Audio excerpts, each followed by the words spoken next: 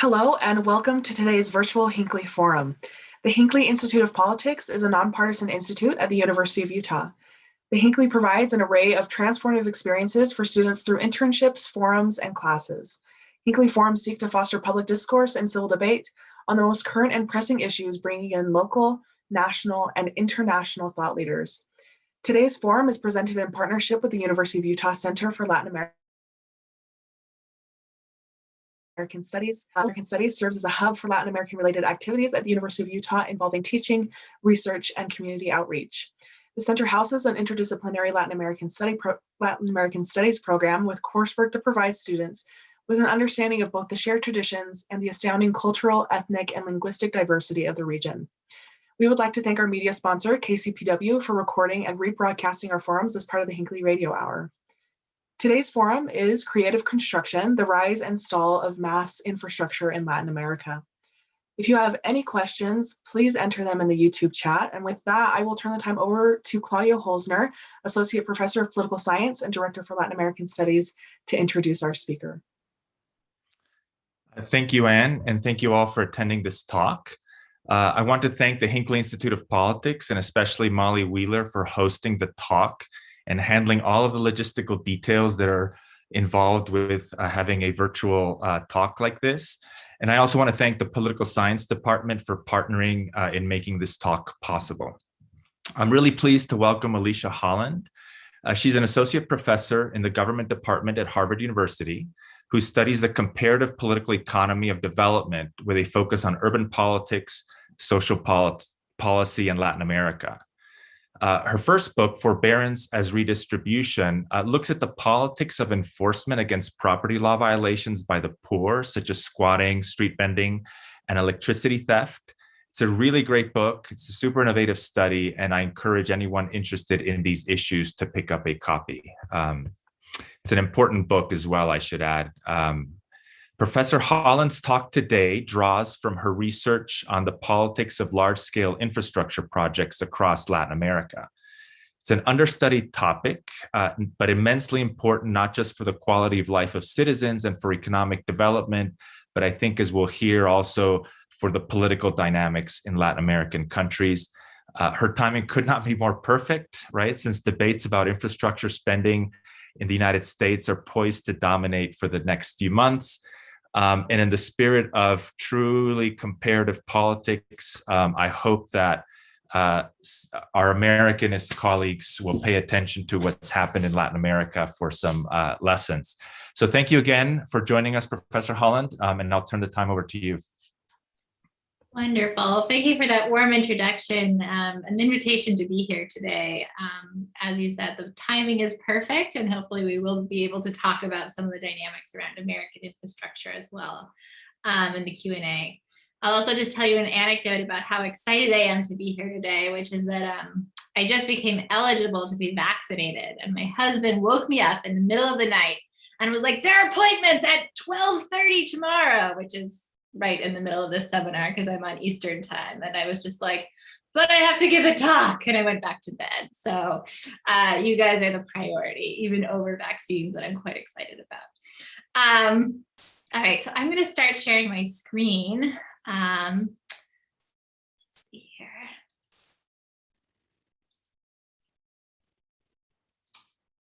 And just to give you a sense, this is part of a broader book project that I'm working on. I'll try to give you a flavor for the overarching arguments of the book, as well as zooming in on one more specific piece today. So broadly, one of the questions that interests me is why politicians invest in projects that won't be done during their time in office. So we often think politicians love to inaugurate physical projects. So they can cut the ribbon, they can hold big ceremonies, and these are visible investments that voters can view and reward politicians for. But there are a lot of infrastructure projects that just won't be done during a standard political time frame. So in particular, mega projects have proliferated across much of the developing world. And so these are expensive projects that even on the sort of most optimistic timelines probably will be inaugurated by the next president. And more broadly, what interests me is trying to understand why we've seen a growth in infrastructure spending in much of the developing world and Latin America specifically. So if you live in the United States, the standard story, which maybe will be a little bit reversed with Biden's infrastructure bill, is one of really stagnant investment in infrastructure. So the graph that I'm showing you here just shows public capital investment. So capital investment is often a proxy, although an imperfect one, for infrastructure. And what you see is that in advanced economies, pretty much since the 1960s, public investment has been declining and private investment has been fluctuating, but pretty stagnant as well. But when you turn to the developing world, a somewhat different picture emerges, which is roughly since the 2000s, you see an increase in investment in infrastructure. And more specifically, you really see the rise of public-private partnerships that are combining private and public investment in infrastructure. These tend to be quite large projects, though, that have long time horizons. So my argument in terms of how we understand this trend of rising infrastructure investment begins by trying to think through what infrastructure actually is and does politically. So in a lot of political science literature, we think about infrastructure as fundamentally about the inauguration of projects, sometimes about the associated job creation, as Biden has been pitching, or about the sort of investments in future development. What I want to argue is that in much of the developing world, the key feature of infrastructure comes down to the contracts that can be exchanged around these projects. So the allocation of contracts often brings short-run benefits to politicians. So this can be in terms of campaign finance donations, as well as corruption that often appears in the news. And these benefits really don't depend on a politician inaugurating or even finishing the project that they start. Now, politicians, you might think, still have to weigh a potential downside of these projects, which is that they tend to be incredibly expensive, which means that you either have to raise taxes or increase debt to finance projects. But what I want to argue and focus on today is that actually the rise of PPPs and these large projects often allow politicians to push the cost of infrastructure spending off budget and onto future administrations, reducing the potential downside of infrastructure investment. Now, I won't talk about this a lot today, but institutions matter a lot in terms of this political process. And there are institutions in particular that I focus on in my book are what I call inhibitory institutions. And these are really agencies that have the ability to check the quality of infrastructure contracts and projects before they occur. And these institutions are really central to improving the quality of infrastructure spending, but they also tend to reduce the rents associated with projects and thereby reduce investment levels. And so what emerges from the broad book is an argument that infrastructure is actually deeply compatible with electoral democracy. So politicians often need the campaign finance to run for office and compete in elections. And at the same point, they can defer many of the costs that voters care about. I loosely call this a process of creative construction to echo Schumpeter's idea of creative destruction, where he was interested in the idea that a certain amount of monopoly rents actually encouraged innovation. Likewise, a certain amount of rents associated with these projects does encourage investment. But the problem is, without the right institutional environment, infrastructure really provides no guarantee of development or improvements in social welfare. So I won't get to talk about all of the evidence in my book, but I briefly just want to preview that this is really a mixed methods project that's centered on a trio of cases that differ in the institutional environment around infrastructure. So the center is really Colombia, Ecuador, and Peru, which are three Andean countries with relatively similar political geographies, but very different infrastructure investment patterns and inhibitory institutions. And the way that I try to examine my argument is first by looking at the distinct electoral cycles that emerge around contract allocations. So if we think this kind of inauguration view is correct, then what we'd expect is that politicians sign contracts early during their terms in office and inaugurate them right as they're running for re-election. Instead, what I find is that many politicians sign contracts when they're on the campaign trail and trying to get campaign finance. Second, I use public opinion surveys, embedded experiments, and a social media database on credit claiming to understand how voters reward politicians for infrastructure projects and how politicians try to sell them politically. And what you see is actually a lot of credit claiming around the contract assignment itself. Another important source for this project comes from what I kind of think of as an external shock, which is the Lava Jato or car wash investigation. Basically, this was a corruption investigation that began in Brazil against the giant construction firm Odebrecht, but then was also picked up by the Department of Justice and came to encompass most of Latin America. And this investigation was external to the efforts of domestic prosecutors, but a key source to understand the structure of corruption and campaign finance. And so I'll be showing you some of the data out of this investigation today to understand the institutions that matter to push these projects forward. I also have done numerous qualitative interviews, much of them with politicians, bureaucrats, infrastructure firms, finance firms, to understand the political logic around these investments in the institutional environment. And I won't talk about it today, but there are also some natural experiments that I use around the introduction of inhibitory institutions to understand the causal impact of the institutional rules themselves. So today, what I want to start us thinking about is what is infrastructure and how have we understood it conventionally in the political science literature. And to do so, I need to go back to what I loosely call the public works problem. So I define public works or infrastructure projects as physically situated investments in which the average cost, so that means the cost including the cost of construction, exceeds the marginal cost. So that's how much you could actually charge a user. Now, I'm putting this definition up here in part to differentiate public works for infrastructure from public goods that are commonly studied. And they differ in some pretty fundamental ways. So first, public works are rival and excludable projects. So my use of infrastructure is going to have an impact on someone else's ability to use that. So for example, a highway has tremendous congestion problems. A subway system gets crowded. So these are not non-rival goods as in the public goods context. These also are excludable goods. So governments can charge user fees and fares and keep people out of highways and subways through physical barriers. So we need to think about these projects in a somewhat different framework than we would think about public goods with the classic free rider problem.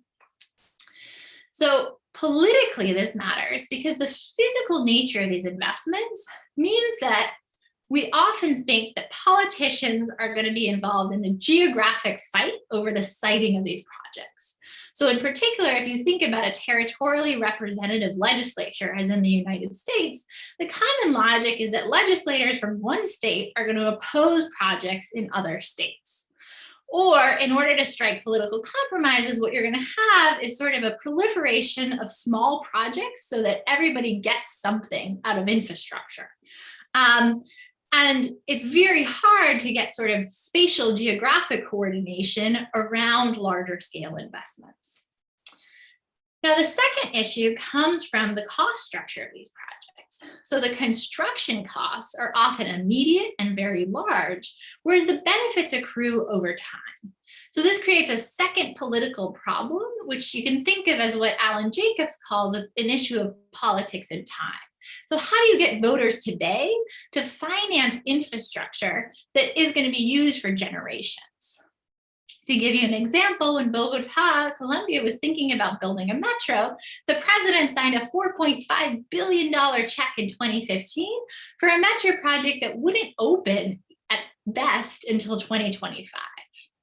So there's both a geographic component to the public works problem, and then there's this temporal one.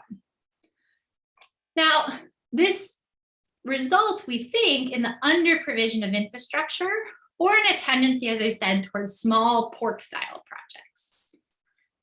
Now, what I want to argue today is that actually, this portrayal of the public works problem has started to break down due to changes in how infrastructure is built and how it is financed. So part of this comes from a broader semantic shift. So as you notice, the public works problem I framed in terms of pretty old-fashioned terminology of public works. And this was the dominant way to think about these physical projects prior to the 1960s. And in the 1960s, what you see is the takeoff of this term infrastructure. Now, in some way, the object itself didn't change. You're still building roads and subways. And I think the best example of this comes from a quote by Maggie Thatcher, who says, "You and I come by road or rail, but economists travel by infrastructure." So the project, roads, rails, have not shifted. And yet there's a pretty fundamental change, and many would describe it as sort of an economic view of what infrastructure should do and how it should be built that really changes the politics around these projects. So part of this is a well-known story about a change in the role of the state in the provision of public works. So in much of the developing world and Latin America, what you see are dramatic declines in the size of the public sector, particularly in public works ministries. So public works ministries used to be the sort of center of patronage jobs. That's where you could easily kind of reward your political brokers or friends with a construction job. And what I'm showing you here is that, some data from Peru, from the Ministry of Transportation, which used to be the Ministry of Public Works. And in the 1980s, the ministry employed almost 50,000 people. So this was a big bank of jobs. And by the early 1990s, it's employing about 10,000 people. And most of the employees now are lawyers or economists who are drafting contracts. The ministry owns no machines and is not going to be building anything itself or employing construction workers directly. I should say that as we think about this change in the role of the state, it's not necessarily about a shift in the size of the state, but rather what the state does internally versus what it contracts out externally. So there's been a big rise in consultants, especially in the infrastructure sector. Unfortunately, the data here is a little bit patchier. So what I'm showing you is just some data from the last roughly 15 years, where you can see this growth in consulting as a portion of GDP, and also more specifically that infrastructure consulting constitutes almost half of what the Peruvian government is spending on consulting. So one piece of the infrastructure shift comes from what the state is doing. Now, a second piece of it, which is a little bit more, a little less familiar if you don't work on infrastructure, comes in how these projects are contracted and built. And here the real shift is from what we might think of as a public work to a public-private partnership. And I'm going to walk through this in a little bit of detail just so we're on the same page about what these categories mean. So first of all, when we think about public works, the usual idea is that the state is going to directly provide or at least contract a specific project that it has designed and has a clear sense of the final specifications. So the state is going to design the project and also specify the exact inputs that it needs. And so what this means is that the state often will contract specific pieces of work. So I need 100 bags of cement to build a road. I need an engineer who can design the irrigation for the road. This is what's often called an unbundled contract because there are many small contracts that constitute part of this public work project. It's also often called an unbundled contract because the construction of the project is separate from a later maintenance or operation contract. So those things, part of it might be done by the state, part of it might be done by a private firm. The state can decide which piece it wants to contract and to whom.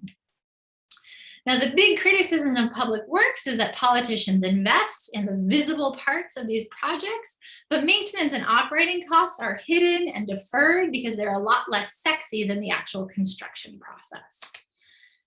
Now, the other piece of public works is because the state is paying each of these, or separating out each of these contracts, it also needs to pay their contractors pretty immediately. And so these are considered on-budget contracts, which you need to finance either through public debt or through increased taxes. Now, let me contrast this to the public-private partnerships that have become common in many countries. So the first difference is that the state is really overseeing the investment process. And what that means is often the state comes up with the idea for what it wants to build and specifies an output, but it's not going to be doing the engineering studies or deciding exactly how the project should be done.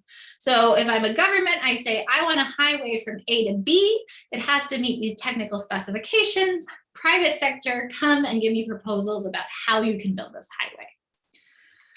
Now, another key part of this is that a single consortium is going to do the design of the project, the construction, the operation, and the maintenance. So this is one large bundled contract. Now, if we think about that from a political perspective, that's going to concentrate rents in a single moment of the contract assignment. Now, the advantage from a kind of economic theory perspective is that the maintenance and operation costs are part of the initial cost. The downside is that the way these contracts are structured, the costs themselves are often deferred to the future and the risks are hidden. So usually the financing of these contracts occurs when a private firm brings its own capital to build the project and then is paid back over time through a combination of government subsidies and fees and fares associated with the project. Now, these contracts usually involve a careful balancing of the risks around what can go wrong over the lifespan of the contract, but what the government is on the hook for is often pretty opaque to politicians as well as citizens. So these projects we can think of as financed largely off budget through private capital and then government payments that can be really substantial, but aren't going to come online immediately.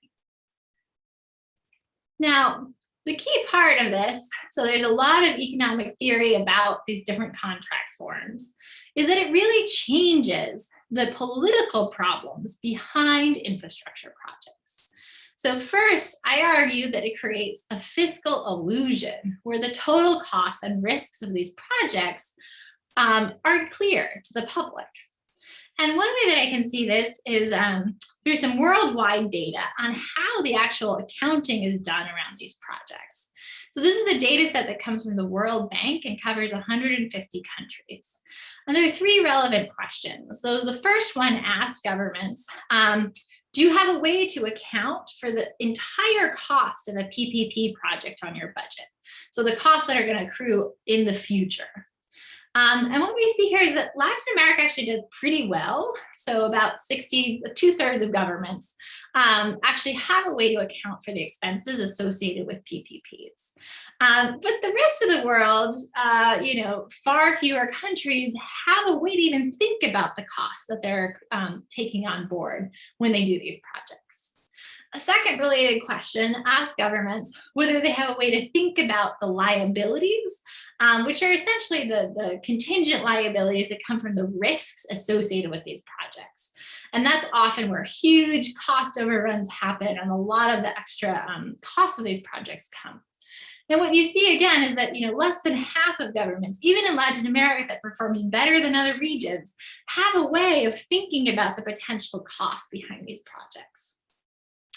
And last, a big issue in PPP contracts concerns the renegotiations that can occur that often balloon project costs. And so governments were asked if they had a way to oversee the additional costs acquired through renegotiation. And again, most governments don't. Latin America has done slightly better on these indicators, in part because a giant scandal around Odebrecht exposed these kind of accounting tricks. The second change in the politics behind these projects comes from what I call an arena shift. And this is linked to the changing fiscal politics. So market reformers were quite concerned about removing spending powers from legislatures, partially because these were seen as the sort of hotbed of pork projects that expanded the budget. And so one piece of the shift, along with market reforms in many countries, is to reduce the budgetary powers of the legislature. But a second piece of this reduced power of the legislature comes from the fact that many PPP contracts are negotiated through finance ministries. So they're not part of the political process, in part because they don't require upfront funds that have to go through a normal budgetary process. And this really changes what we think of as the geographic fight that often unfolds around public works projects. And one way to see this actually comes from looking at the scandal that I was telling you about around Odebrecht. So what I'm looking at here are all of the judicial investigations that have occurred in the case studies in my book, so in Peru, Ecuador, and Colombia, related to the Odebrecht scandal. And again, we can think of these as, loosely proxying probably what the underlying kind of structure of bribes was related to infrastructure projects, in part because many of these allegations were exposed through expert testimonies, through plea agreements done with Brazilian executives. And so what I want to focus on here is the fact that we look at the category of legislatures. So how many of these corruption cases actually were against Congress people? You'll see that in Peru, a very small fraction. Ecuador, not a single legislator was involved. Colombia has a slightly higher fraction, but if you look at what Congress was doing in this case, it was really lobbying the executive branch to change the terms of contracts. Most of the corruption cases and the bribes associated with these infrastructure projects were directed at bureaucrats, a number of elected executives, so presidents. You might have heard many Latin American presidents fell in relationship to the scandal, as well as investigations against construction firms, consultants, and many of the financial operators who helped to move money through these deals. So this is some additional evidence that Congress really is not the center of how infrastructure projects are approved or fought over. If they were, we would see substantial bribes to get infrastructure projects passed or change the terms of these contracts, and that just is not happening in Latin America. And qualitative evidence helps understand part of the reason that Congress really is not part of this process. The first has to do with the fact that from the perspective of a congressperson, these projects, specifically large projects, aren't particularly interesting because they cannot assign the contracts behind them. And so they do think about the sort of long time horizons. And so here's an interview with the director of planning in Colombia who's explaining, these projects are so long term that politicians aren't really interested. There's a lot of pressure for equity in local road resources, equity in bridges, equity in resources for side roads. But in mega projects, pressure is diffused because mayors and legislators say, this isn't my project. I can't sell it as my project and I can't inaugurate it as my project. So that's a kind of old fashioned, you can't actually claim credit for these projects till they're open. Now, the second piece of it is that many politicians don't think of these projects and PPP specifically as an involving costs. So for example, the head of the budget commission in Peru said a PPP doesn't cost the state money, so we don't look at it. And that's far from the truth. These are some of the most expensive projects in the countries that I'm studying. So let me make this a little bit more vivid by talking about an actual case and how contracts were used to make these projects politically feasible and also attractive. So I'm going to talk about the first major PPP project in Peru, which was the Interoceanic South Highway. This is part of a regional integration initiative known as the IRSA, and it involves 1,600 miles of highway. Even at its initial budget, this was going to be the largest highway project in Peru, costing roughly $900 million.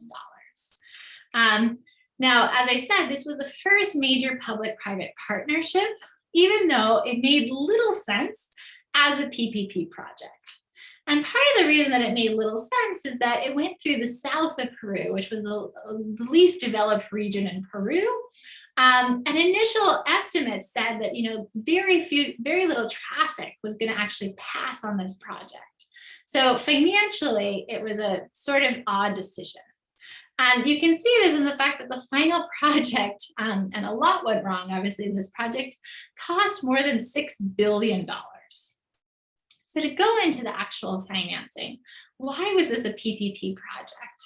And what was the political logic?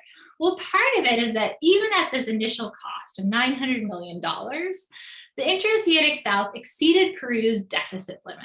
So in many countries following market reforms, there were strict deficit and debt limits. And so the president at the time, Alejandro Toledo, simply could not finance this project on budget. Now, the second piece of this initial low-cost estimate is that everybody recognized that the cost could increase through renegotiations, which would receive a lot less scrutiny. And this comes out in the testimony of Odebrecht's CEO, Jorge Barata, who says, I complained a lot about the amount they had estimated for the project. Toledo's team told us they would find ways to improve it after we won. And so the sense was you could renegotiate the cost of this project up quite a bit, but the initial cost had to be kept quite low. Now, again, the project made no sense as a PPP. So only 88 trucks passed in the entire southern segment of the highway in the first 10 years of operation. And even when the project was debated, there was a clear sense that the traffic demand wasn't there to actually think of this as a model where a private firm was going to bring capital and get repaid through tolls. There just wasn't traffic to provide that toll revenue. But the key thing was that if it was done as a PPP, it could escape Peru's deficit limit. Now, the second key piece is that Peru comes up with a way to basically pay Odebrecht along the way with these certificates for the construction of part of this project. But the certificates weren't counted as debt, even though they could be exchanged at Merrill Lynch for direct loans. And so again, this doesn't show up on Peru's balance sheet, and it pretty deliberately doesn't. So for example, the Vice Minister of Public Finance at the time, Luis Carranza, told Toledo, all you're doing is putting lipstick on the debt.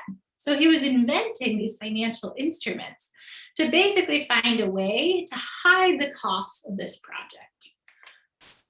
And you can see how large this actually was in the sense that from some of the debt statistics, where Peru's public debt fell pretty dramatically during this period. So it's well below 20% of GDP by 2010.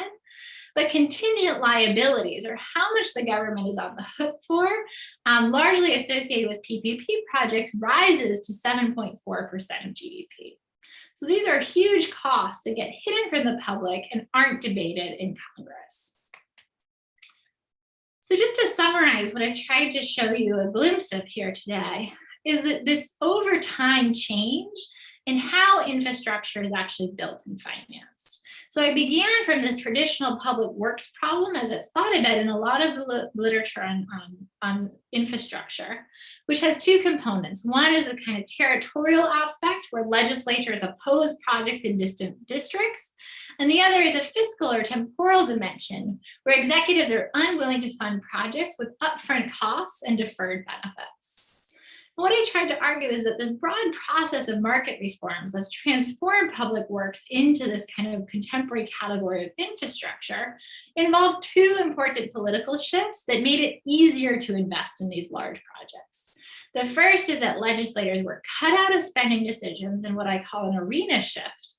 And the second is a fiscal illusion in which these contracts were used to shift costs off budget and into the future. And these two pieces, I think, are central to why we see the rise of infrastructure in many developing countries, and more specifically, an enthusiasm for PPP projects. So there's simply reduced political costs and barriers to infrastructure provision. Now, to step back, the broader argument of the book is that we have to think about the contractual devices behind infrastructure projects. And contracts we can use to shift costs and hide costs, so this fiscal illusion. I didn't talk about it today, but projects also, the contracts behind these projects also generate upfront benefits from their assignment. And the assignment of these contracts has become increasingly lucrative with large PPP projects. And I show this through the sort of electoral cycles around contract assignment. And lastly, you have to think about the kind of institutional context that allows politicians to engage in these sorts of fiscal accounting tricks, as well as that oversees the contracting process. So in another part of the book, I think about the type and strength of regulators, or what I call these inhibitory institutions. Now, just to step back and think about the broader contributions of this project, there are really four that I want you to take away. So the first is that when we think about public goods, there often isn't this crisp distinction between things that are fully public and fully private. Much of the way that modern states work is through contracting goods and services out to the private sector. That contracting process itself has a unique politics that's going to shift the way that costs and benefits are distributed over time and over space. Second, contracts, especially in the developing world, are a key source of campaign finance. So particularly as patronage or sort of jobs-based benefits have been foreclosed through state reforms, what you've seen is a sort of shift to contracts as a way to get cash. And I think that that cash logic is really central to why vote buying and cash-based vote buying is so common in elections in the developing world. A third broad message has to do with how we think about infrastructure contributing to the development process. I became interested in infrastructure projects because I saw them as central to economic growth and improving social welfare.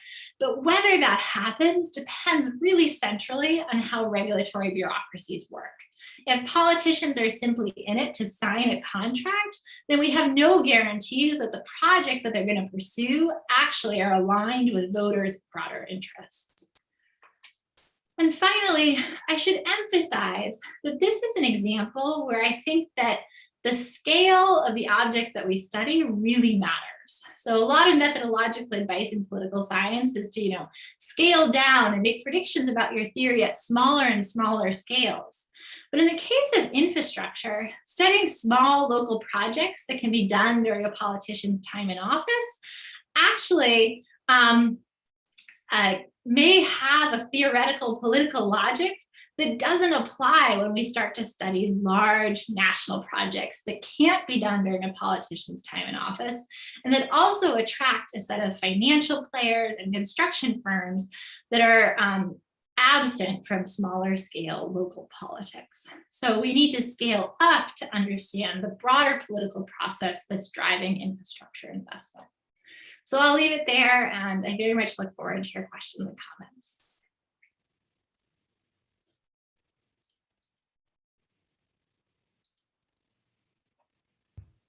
Thanks so much, Alicia, for that great talk. I'll start us off with a couple of questions while we give some time for audience questions to trickle in through the YouTube chat. I'm curious, my first question is if you could elaborate a little bit more on that second point on your last slide about, I guess, some of the incentives that might exist for undertaking these large scale projects. If legislators don't have incentives to undertake large infrastructure projects, where does that campaign finance incentive come in? How do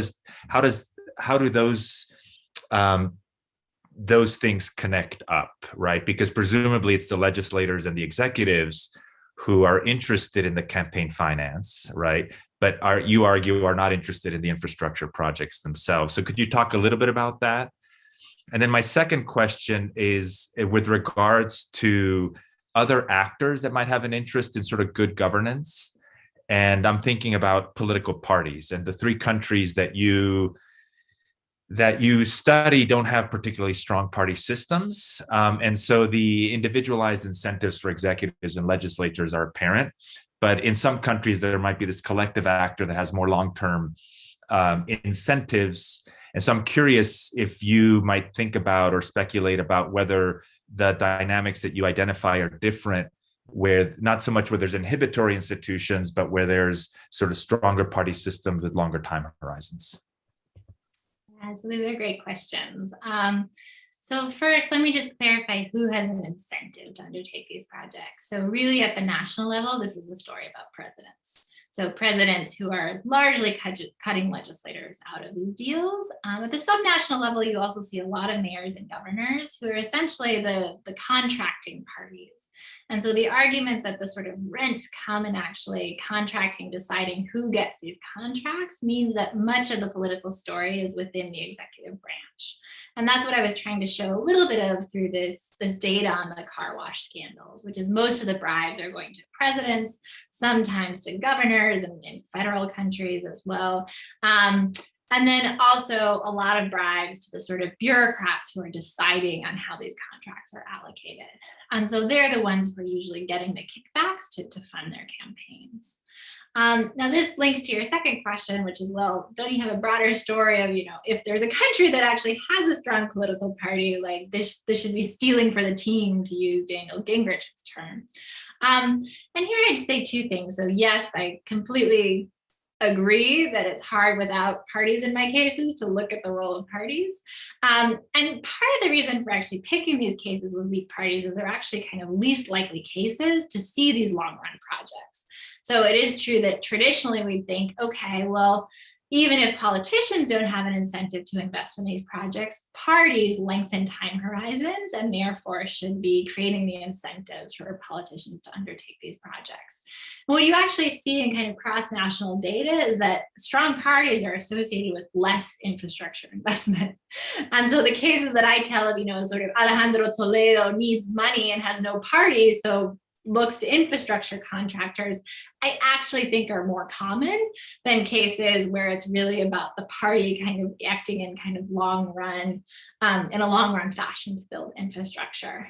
But it is true that where you have stronger parties, you're probably going to have a different distribution of rents. And I think it also makes it harder to cut legislators out of these deals. So for example, Argentina, which, maybe not the strongest parties, but the Peronist party was a great example where basically there's a huge suitcase scandal where all of the bribes around infrastructure contracts are revealed. And basically what you see is that, in the run up to elections, there are tons of cash payments from contractors to the Peronist party. And that's funding not only the president's campaign, but legislatures, mayors, et cetera. So you might have a kind of broader distribution of the spoils from these projects.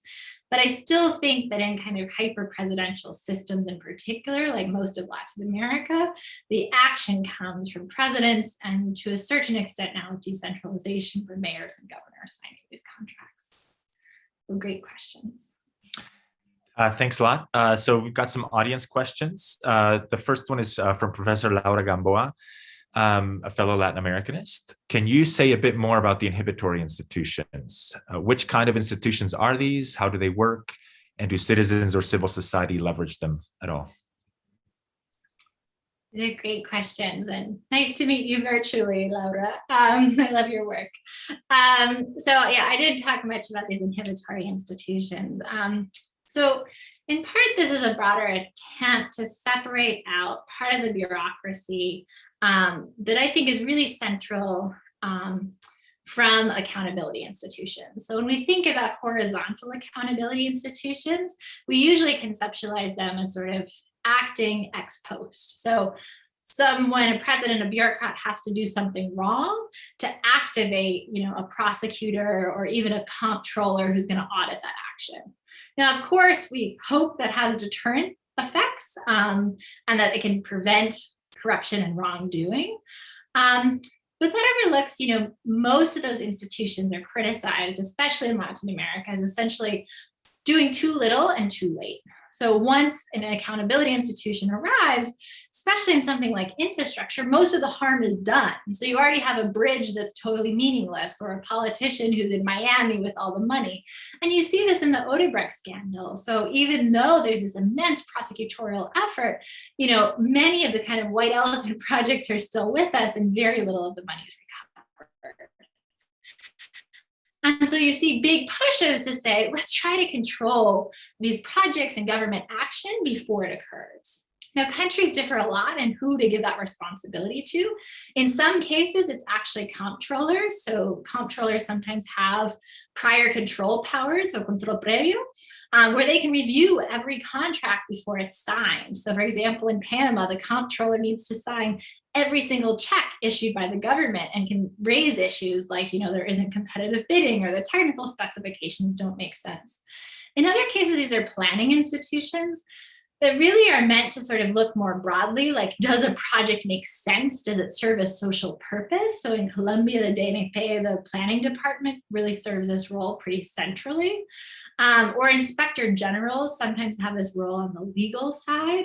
And so these are all institutions that are essentially trying to look at what government actions, both in terms of their legality, but also in terms of their social benefits prior to their realization. And I'll just say in infrastructure, there's one other important actor, which are public investment agencies, or SMIP, Sistemas de Inversión Pública, which are often doing cost-benefit analysis to sort of filter out white elephants before they get built. Now, obviously, this is a really hard process and a very political one, so they tend to clash with politicians. Most infrastructure is built through emergency orders, in part to circumvent this bureaucratic apparatus. You ask also what role do citizens and civil society play? Well, I think that these institutions, in part, they're reactive to civil society. So like inspector generals are often getting complaints. These are often complaints from like losing bidders on contracts that then can unleash investigations before a project is built. But I also see construction chambers, infrastructure chambers, sort of organized civil society actors as playing a really important role in legitimating these institutions and complaining when politicians circumvent them. And here you see a big difference between a case like Colombia, where the infrastructure chamber has been very critical when politicians have tried to bypass this sort of institutional apparatus, in countries like Peru, where the infrastructure chamber got captured by Odebrecht and basically said, go faster, who cares about the rules? And the results were a little bit the project I signaled that goes way over cost and doesn't actually help develop the south of Peru. So great question. Thanks. We've got a question about the US. The question is, Trump wanted to use PPPs to finance his infrastructure proposals. Can you please discuss from the viewpoint of potential corruption, what implications that might have for our economy in the US and our politics? Yeah, so this is a great question. When Trump was proposing this, I was at the point of feeling like, oh, I have to write an op-ed or something, like this is going to be a total disaster. I should say that PPPs can be done well. And there's some countries where this model of financing infrastructure has worked and been really important to actually build projects. That said, you need a very strong institutional apparatus with a lot of familiarity of the financial contracts that are involved in these projects to really oversee and regulate and make sure that these are done without corruption or favoritism. So I was quite worried that Trump pursuing PPP projects without building up an agency that would actually be able to oversee these contracts, regulate financial interest behind them, was going to be a recipe for a lot of misused and wasted public funds. So in that sense, I think that probably avoiding those PP projects was beneficial. On the other hand, I will highlight that there's a real division in the types of projects that are built typically by PPPs and those that are done through public works, and that we're probably going to see in the Biden administration. So already, Biden's bill, from what I've read of it, is concentrated on many more small local projects. It's harder. Trump was really interested in these sort of large scale, pretty splashy initiatives that also interested a lot of financial actors who thought that they could recoup their finance through these large projects. And so you're going to see a real split in the types of projects that get prioritized in these different models of infrastructure spending. And there's a huge debate about what type of project actually generates growth and social welfare. There's a big movement that will say, you know, like small is beautiful, do these small projects, like they're critical, they're less likely to have all the sorts of oversight projects they talked about. On the other hand, there are other studies that show things like, you know, railways, large-scale highway initiatives really jumpstart growth when they're done well and planned well. But that's all conditional on having the institutions that can actually plan and take the time to think about what projects are going to be socially beneficial, and then what type of contracting model makes financial sense. And promoting these projects as a way to kind of restart the economy immediately, probably that type of planning is not going to take place. Thanks. The next question is about foreign actors and foreign influence in infrastructure. The question is, I was just curious about the role of foreign influence in the source of potential bribes, as well as directing the potential economic benefits to the wider capitalist dominant structure, or any kind of external coercion that states might be using, right, to compete for market positions. The question's about the global north, but China comes to mind when I hear about global influence, international influence in Latin America as well. Absolutely. So I didn't talk much about Chinese contracts, but actually, at least in Latin America, they follow a pretty similar political logic, which is a lot of what China offers developing countries is upfront finance and essentially the construction of these projects, usually in exchange for commodity futures. So maybe there's some repayment from the project itself, but in most countries, China targets what it's looking for is essentially guaranteed commodity futures. So for example, Ecuador sold its oil through 2050 to China and is now totally bankrupt, and future governments don't have oil rights to finance domestic expenditures. I don't know, in terms of coercion, I think that the main thing that is offered by many state banks in particular, and this is the case of China and Brazil, is really low interest loans or zero payment on loans upfront, which is very politically attractive. And in exchange, obviously, there also is a heavy cut in the sort of bribes that go along with these contracts. One of the things that I think is really interesting about these contracts is they really show the extent to which politicians are not in it to create jobs, because another key condition, especially in the Chinese contracts, but also in Brazilian contracts and many foreign investors, is that they can bring both domestic firms and domestic workers to build the projects. So politicians like Correa, who supposedly, was on the left and interested in creating lots of jobs with these projects, basically also engaged in many Chinese infrastructure projects that, as a condition of the contract, said that it was going to be a Chinese firm with Chinese workers that built the project. So they were not generating a lot of jobs. One of the interesting things is that I talked to then a lot of domestic construction chambers, sort of saying, like, why don't you push back? This is a foreign company coming to build these projects that should be, stimulating the domestic economy.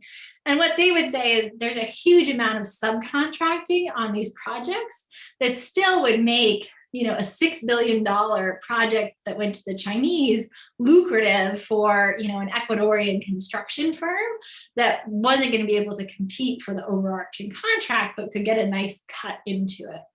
It's interesting to think how that then plays out in countries with larger domestic construction industries. So like in the US, obviously Biden's bill is playing pretty heavily to construction jobs to major US construction firms that probably have a much larger presence to push back against the sort of, direct foreign investment only with foreign construction firms. Great. The next question is from David De Michele, another fellow Latin Americanist. On balance, is corruption a good or bad thing for public spending on infrastructure or other things? Is it possible to see corruption as a good thing, something that greases the wheel of politics? And kind of as a follow-up, does your research shed light on the question on whether rooting out corruption is potentially more harmful than the corruption itself? Great, thanks for those questions, David. And I'll see you on Tuesday at Harvard's Latin American Politics Seminar. So we're excited to have you. This is something I struggled with in my project, and I think that it's really it's an argument that corruption has two sides. So in terms of overall, what countries invest in infrastructure, one of the things that emerges in cross-national data is actually countries with higher levels of corruption, fewer institutional checks, spend more on infrastructure. And I think there's a way in which corruption does create a set of rents and reasons for politicians to invest in infrastructure. The downside, which is so much harder to measure, is that corruption can also mean diverting projects away from the public interest. So I think we spend a lot of time studying corruption in terms of, stealing bags of cement or overcharging a contract, and not enough time thinking about corruption in terms of, is the government doing the types of policies that are likely to generate growth and improve social welfare? And what you see companies like Odebrecht were so good at doing is essentially convincing politicians to do projects that didn't make a lot of sense. So they wanted more expensive projects, more elaborate projects that ultimately often prove to do little to generate economic growth. And so that's the real downside. You might get infrastructure investment, but you're not getting it in actual projects that generate economic activity and promote social welfare. In terms of rooting out corruption, in developing this theory of inhibitory institutions, I put a lot of emphasis on how important it is to have parts of the bureaucracy that are able to check government action and provide a counterbalance to executive power before public policies are pursued, especially in something like infrastructure, where the project is built, it's a sunk cost, it's hard to go back. But I think in many spheres, the real promise is to try to get government to act in the social interest beforehand. And I think, Ezequiel Gonzalez Ocantos's book is wonderful in showing that kind of anti-corruption crusades tend to reduce public confidence in institutions. They tend to create the perception that the whole political class is, equally corrupt. And so I think to combat that sort of cynicism, the approach is not to, let corruption happen, but it's instead to kind of empower actors, both in civil society, but also in bureaucracy, that can improve the quality of public policy and the way that contracts are allocated before these sorts of decisions are made. Thanks so much, Alicia. We've reached almost 11 a.m., which is the end of our time. Thanks to all the audience members who participated, especially those who participated with questions. And thank you once again, Professor Holland, for taking the time to present on your research today. Well, thank you so much. This was such a fun discussion, and I really appreciate the invitation. Yeah, it's a great project. I'm going to be paying a lot more attention to Biden's infrastructure plans from here on out. Yes, please do. I also am going to read up on it, and supposedly NPR has a whole segment today on what is infrastructure, how do we define it? So I'm going to listen to that with eager attention as well. So, okay. All right, take care, everybody. Thank you. Thank you.